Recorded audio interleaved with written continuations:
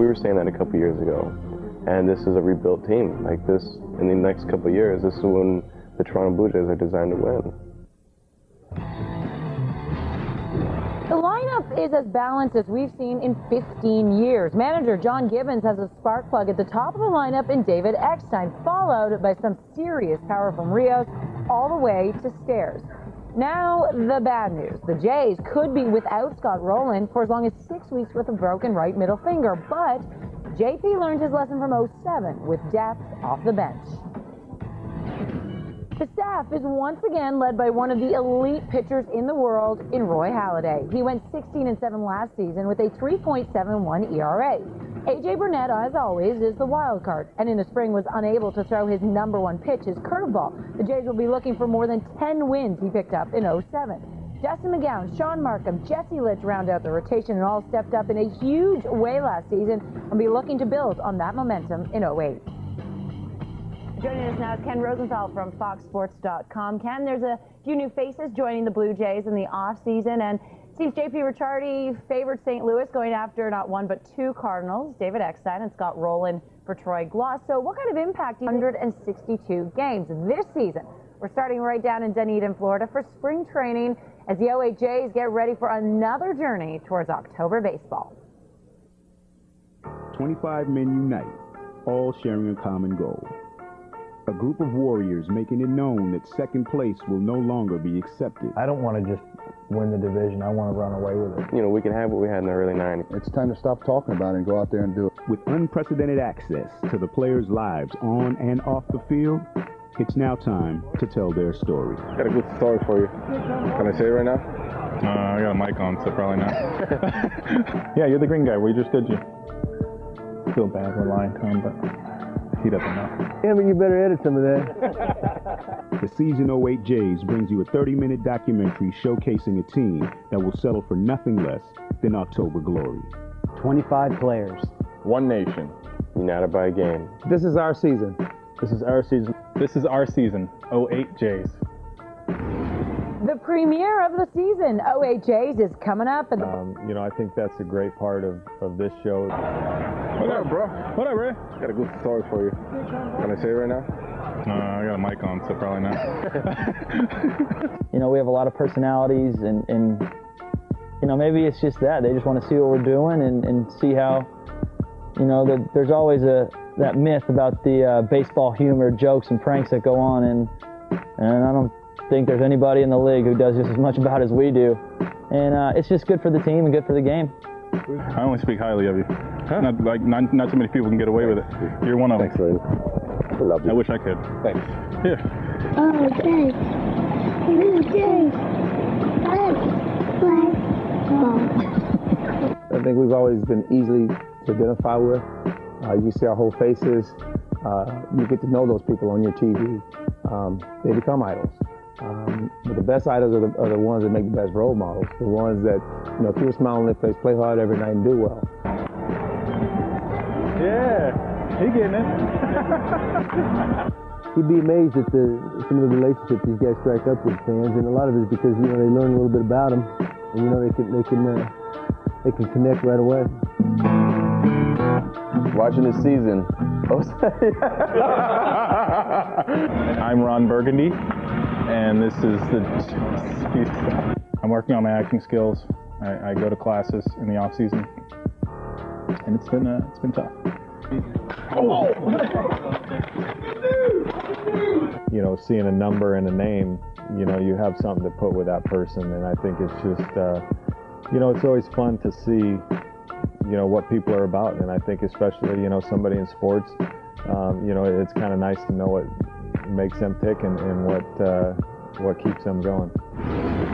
the premiere of the season, '08 Jays, is only minutes away. Narrated by legendary MC Socrates, the doc focuses on BJ Ryan's long road back, Alex Rios' offseason, and the return of the 25 players, one nation, united by a game. Welcome to the season 08 Jays.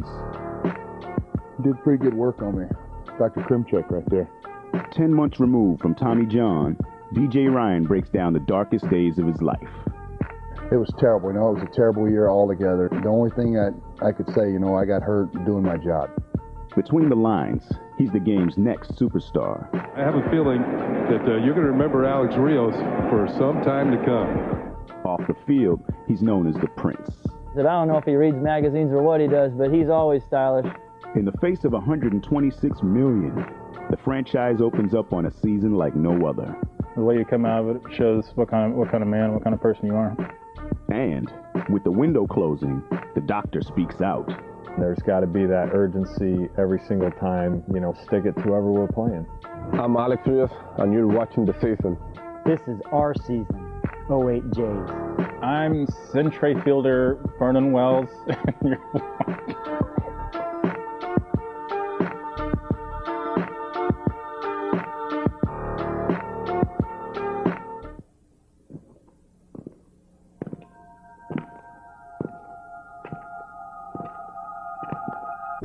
The numbers tell the story. 13 players, 1,073 man days lost. Over 22 million sat helpless on the DL. And I'm thinking there might be a couple of Blue Jay fans going, okay, what is it now? In a season ravaged by injury, the watershed moment will always be the loss of all-world closer, Bo Jr. Ryan. It's tough, you know, you go to sleep and you wake up and you're in a sling like this, you know, you know something in there's not good going on right now, but I mean, you go in there thinking of the worst and you just hope everything goes good through the surgery. Only 11 games into the season, the bullpen lost its general, the 07 Jays, their swagger, and for B.J. Ryan, the game he loved. It was terrible, you know, it was a terrible year altogether, you know, you're away from your teams, you're with your family is kind of the only thing you have going for you, but you're away, you're not doing what you love, and it's tough, man. You just kind of sit back, and the only thing I could say, you know, I got hurt doing my job. You know, I didn't get hurt messing around kind of off the field activities. I got hurt doing what I love to do. I think BJ knows it's not a good feeling to be at home in the middle of the season and watching that team play. It's tough. It's hard on the heart because this is what you do and it's what you love to do. Easy way to put it, you're kind of forgotten. You know, even though you're not, you know, not purposely, but, you know, when you're not out there and you're hurt, you know, you're not really in it. You don't feel like you're in it. You know, I missed the World Series. I missed the 03 Marlins because of my Tommy John. Because Tommy John, it's not the surgery, it's the rehab that's kind of the grind, you know, because you're doing the same things over and over again, trying to get strong and trying to get everything back in its place, and that's kind of what keeps you going. You know what? I would much rather have to do that rehab through Tommy John than have to sit and miss another year. One man's misfortune was another's opportunity. As Ryan underwent Tommy John surgery 1,500 miles away, we witnessed the emergence of Jeremy Accardo. Where somebody has an injury, another young kid gets a shot. B.J. Ryan, they signed him 5 years, $47 million. Tommy John probably won't be back till, I don't know, maybe the middle of next year. Maybe they do have themselves the closer. When one of your good friends and teammates, one of the best closers in the game, goes down and they call on you to step in and fill his role, I mean, those are some pretty big shoes to fill. And it's just good knowing that I can do that, and it's good to let them know that if they ever need it and BJ needs a day's rest, they got no problem throwing me out there. The saying, out of sight, out of mind, is a mentality for some, just not B.J. Ryan. As Accardo dealt with the mental grind that is the closer's role, B.J. was there for him on the daily, acting as friend and mentor. Continuously through the year, last year I would call him with struggles that I was having, you know. I mean, it wears on you a little bit when you're in those intense games, you know, with those high pressure situations, you know. It kind of takes a little bit more out of you, and that's something you have to deal with. So I wasn't afraid to call him and ask him, you know, what to do in certain situations and what he saw. He watched every game. You know, I can pick his brain for years and years and still not get it all. It's the tough nights, you know, when you give up those couple runs and you let your team down, and that's kind of the great separator in that role, man. And he was a guy that could handle those swings, man. He's an even kill guy, and you know, and I knew that going in. That way, I wasn't really worried about him. And doing what he did last year is a testament to his work ethic and his mental makeup. That's when it's on the line and you lose it, and you have to look your teammates in the face.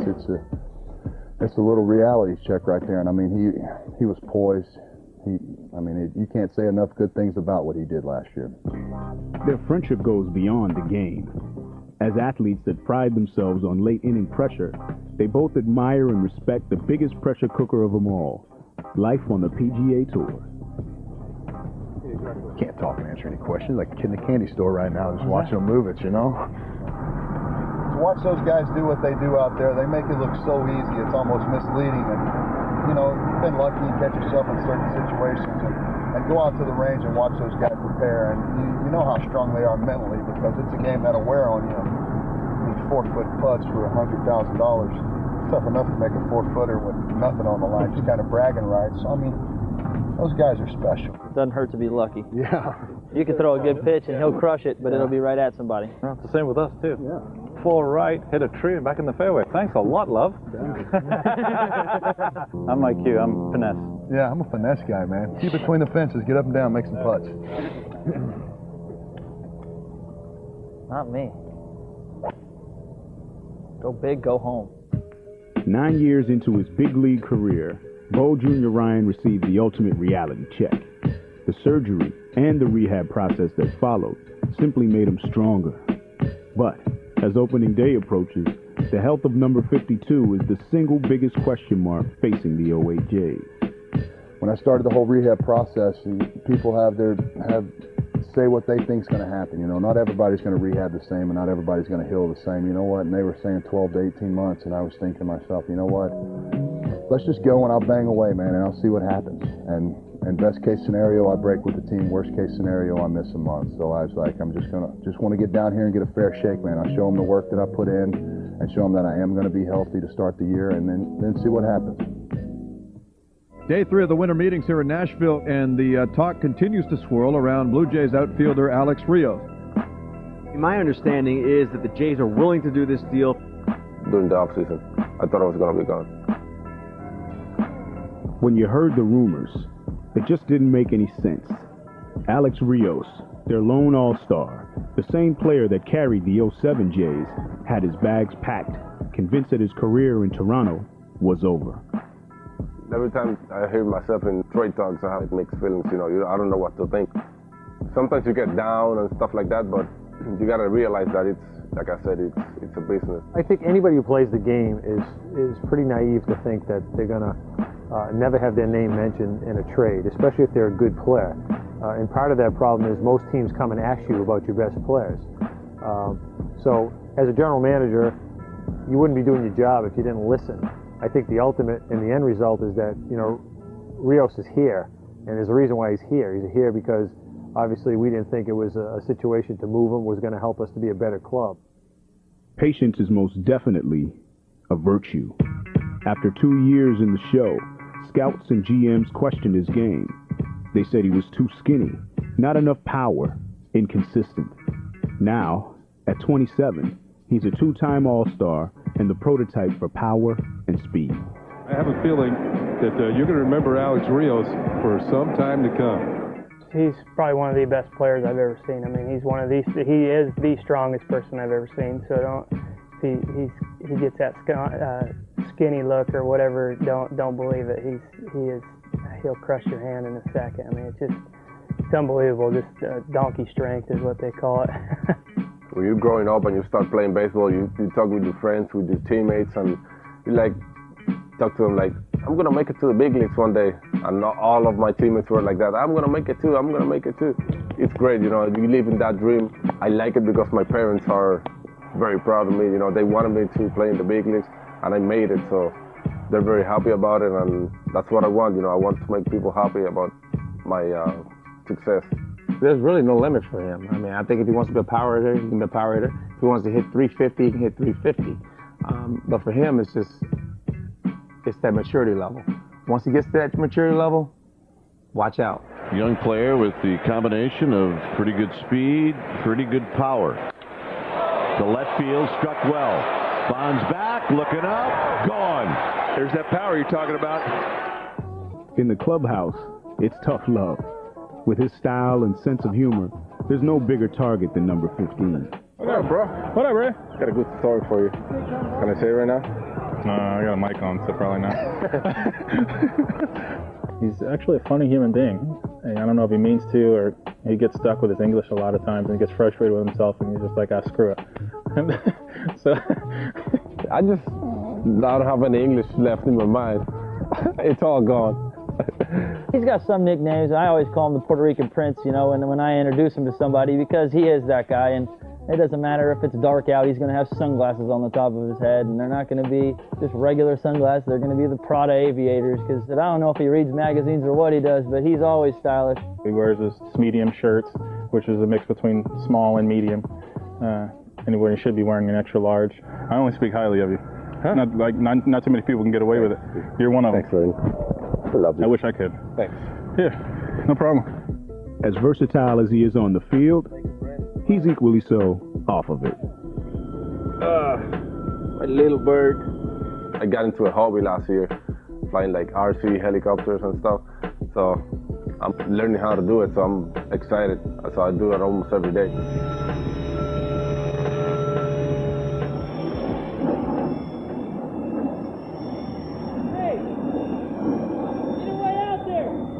No. Why not? I'm nervous. That's enough for that battery. Flip. Huh? Try flip. I don't know if I want to do that. I'll crush it. So I'm nervous. Well, I know you're nervous, but how are you going to get over it? I'm scared. I'm going to buy a dog or something. Coming up on the season. He's a natural in center field, but a big kid at home.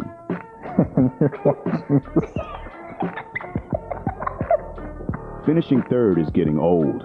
Enter two classic throwbacks, David Eckstein and Scott Rowland. And I'm not a rah-rah win-win guy, but you get in the car, you shut your door, and you go to do your job. For truly experienced its definition. Speaking of danger, here's Vernon Wells, who year in and year out is among the candidates for MVP. That all changed in 2007. In the face of $126 million, a game that once came naturally to him now only brought failure and frustration. I think signing a contract, obviously of that magnitude, there's some pressure that goes along with it, but I think that even when you struggle, it doesn't matter what kind of money you're making, you don't like to fail. No one in this game likes to fail. Obviously, you know it's going to happen, but there's nothing gonna put more pressure on myself than what I'm going to do to myself internally. I mean, I want to be the best every time I step up to the plate, or if there's a play in the outfield. I want to be the best at what I can do. And last year just obviously was the exact opposite of what I wanted to do. So it was frustrating, and you learn from it. The way you come out of it shows what kind of man, what kind of person you are. Well, How you doing, Reno? oh, what's up, little snake stance on like that? Yeah, you know, may as well look good. Got the Louis V Nike on. It was a good year for him because you need to go through that one time because he's so gifted. He's every year he's getting better and better and better, and then you have that one hiccup year. It makes you look in the mirror a little bit more and realize that you got to work your butt off year in and year out to maintain that. It was a great year for him. I mean, he's got a huge contract now. I think he tried to do a little bit too much to make everybody happy, but now I see that hunger in his eyes again. I'm looking for a huge year from Vernon, an MVP type season from him. As his numbers plummeted, Vernon Wells never made any excuses, but the truth behind his struggle was his health. On September the 25th, the franchise underwent season-ending surgery to repair a torn labrum in his left shoulder. Pain-wise, it wasn't as bad as I thought it would be. Took painkillers for a week. Couldn't get any sleep with them, so I shut those down. I don't know if it was the fact that it was the pills or sleeping in a recliner for 4 weeks, which was obviously a tough thing. Just can't lay next to your wife, can't do anything. You just lay in a recliner and try to sleep. And I'd find myself going to sleep at 10, waking up at 2, start watching TV, and just try to get as much sleep as possible. But it was a time where you can kind of just think about everything that happened in 2007, and I watched a lot of film, just put my computer on my lap and just watched a lot of my at-bats from the previous years and just tried to pick apart what went wrong. Well, first of all, Vernon's one of those players that, you know, I mean, his shoulder's banged up all year, but he never let on about that. I mean, he understands. You know, he's getting paid a lot of money to go out there and perform, and you know he's not going to use that as an excuse where it really affected him. But he's a kid that's capable of being an MVP type player every year, and I think what happened to him last year. Left field. This one has hit a ton. And it's gone. For the franchise, perspective and the true meaning of life comes in the form of his boys, 2-year-old Christian and 5-year-old Jace. Say hi, Christian.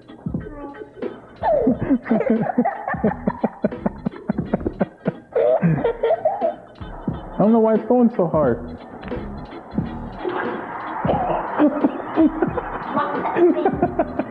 No matter what I do on the baseball field, these two don't care.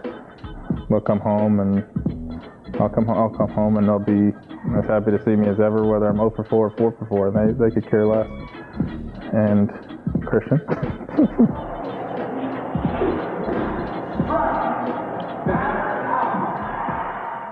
This is Christian, and this is Jace, and you're watching this.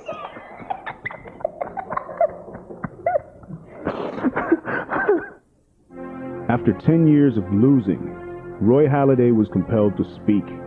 As his teammates arrived to camp in Dunedin, Florida, they were greeted with these words from the doctor. Quote, "I think there were times last year where there just wasn't that sense of urgency. We have to have an attitude of burying teams every chance we get." Unquote. That's probably the biggest statement we can make in that clubhouse. And, you know, when it comes from a guy like Doc, kind of the face of the organization, I mean, people, they shut up and listen. You know, you just got that feeling every once in a while that, you know, we were just there and, we throw our gloves on the field and hope that we won. And I think that's something for us it's got to change, especially in this division. We just can't have games that we give away. And there's got to be that urgency every single time, whether we're up or down, to stick it to whoever we're playing. He's not very vocal. He leads by example. And so the times that he does say something, he kind of ears perk up a little bit. It's like, well, Doc's, he's speaking up, we better listen. When you're as good as we are, you got to get over the expecting part and just go out there and do it. And if everybody does their part, and we should definitely step on some throats. The identity of a ball club is founded when nobody's watching. Enter Scott Rowland and David Eckstein, two players whose style and grit will redefine the culture. And I'm not a rah-rah win-win guy, but you get in the car, you shut your door, and you go to do your job. You got a 6'4" guy, I don't know, 2 something, but he comes out and he plays hard every day. He's a blue-collar worker, and the fans there are going to just eat that up because he shows up every day to play the game, to find a way to win. You talk about a scrappy effort by an outstanding shortstop. That's why he's in the big leagues. He is the classic overachiever. We know he hustles. We know he's a good leadoff hitter. We know he's a good shortstop. We know, he's a little guy and gets the most out of all the stuff, and he gets voted this and voted. We all know that, but his character, who he is as a person, and what he does within his family, within the community, what he does transcends anything. I would be probably disrespectful to talk about his baseball ability because I think that much of him as a person. The one thing I do as a professional player is that I will always do my best. I'll try to give 100%, usually full speed. So I look like the guy out there that's always in motion, like just active, like the hyper kid out there. The type of guy that goes out there and just tries to do the little things to try to help the club win. Their resumes are filled with gold gloves and MVPs, but most important, they bring respect, leadership, and October experience. This team needs to win. They have a bunch of guys that are great baseball players that want to win, and it just seems like a great fit because they're right on the cusp to take that next leap. This is a solid team, and yes, we play in a tough division, but in order to be the best, you got to beat the best. There's a feeling everybody can look around and look at the infield and look at who's next to you and look who's at the plate and look who's on the mound and go, this could be a pretty special group of guys right here. There's a lot of talent out here. And you can look around and go, you know what, guys? This is a shot right here. Next on the season. The rebuilding process is over. This team is designed to win now. I don't want to just win the division. I want to run away with it. And the 08 Jays wish these moments hit the cutting room floor. I'm centre fielder Vernon Wells. Damn it, you better edit some of that. The media have already written them off. They say Boston and New York are just too powerful. But respect is earned between the lines, not in the papers.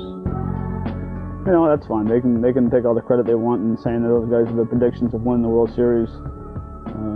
but I think deep down inside in our locker room, we know that we're good as anyone else. I think we really got a good shot at winning this division. And I tell people wholeheartedly that we can compete with Boston and New York any day of the week. We just got to stay healthy and stay focused. It's not live or die. These are the series we have to beat the Yankees. We have to beat the Red Sox. We have to beat, no. We have to win enough games to get in the playoffs.